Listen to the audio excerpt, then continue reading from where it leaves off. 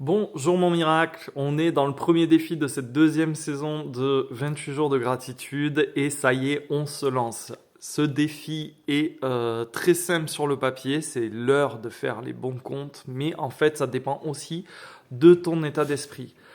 Ce défi, finalement, ça revient à apprécier ta bonne fortune, c'est la base de la base, c'est hyper transformateur, c'est même si puissant qu'on pourrait se contenter juste de faire cet exercice pendant 28 jours pour observer de vrais changements dans ta vie.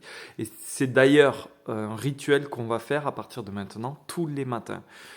Il te faudra un petit quart d'heure, peut-être un petit peu plus au début, mais voilà, compte un petit quart d'heure chaque matin pour le faire. Pour ce défi, ça va être important d'écrire sur un cahier, un bloc-notes, etc. parce qu'on va stimuler en écrivant l'aire d'agraphie d'Exner. Et c'est une zone du cerveau dédiée à la production de l'écrit et ça renforce finalement le fait de ressentir la gratitude. Tu sais, l'histoire des trois cercles. Là, on est dans l'action avec l'écriture. Cet exercice permet d'arrêter d'être focus sur le négatif du quotidien puisque je vais te demander, et on va le faire ensemble, d'aller chercher des petites pépites de bonheur.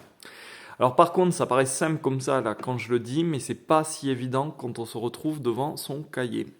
La première fois, moi d'ailleurs, j'ai carrément galéré, j'ai pas trouvé 10 raisons d'être reconnaissant, et les fois d'après, ça a été laborieux, un peu difficile, et j'ai mis bien plus que 15 minutes pour arriver à faire mon exercice. Donc, comment on fait pour pas se sentir bloqué devant sa feuille? Comment on fait pour éprouver 10 motifs de reconnaissance de bon matin? Et je vais essayer de te donner des astuces pour te dire où taper. Je vais le faire en plusieurs vidéos. Donc déjà, on se rappelle, tu peux aller chercher sur la ligne de temps. Tu peux aller taper dans tes souvenirs, dans les merveilleux moments vécus, et tu peux être reconnaissant d'avoir connu ces expériences-là, ressenti tout ce bonheur dans le passé.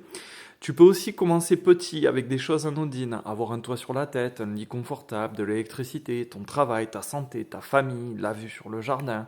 Essaie de porter aussi un nouveau regard sur ce qui t'entoure. Moi, par exemple, j'ai l'habitude de considérer que tout ça, c'est du décor. Et quand je fais l'effort de porter un nouveau regard sur ma maison, sur mon atelier pour écrire, sur le volume de mon salon, etc., ça marche plutôt bien. Tu peux aussi faire la même chose avec les gens qui partagent ta vie. Donc tu peux redécouvrir les personnes qui t'entourent et ce qu'elles ont fait avec toi et pour toi et ce qu'elles représentent à tes yeux.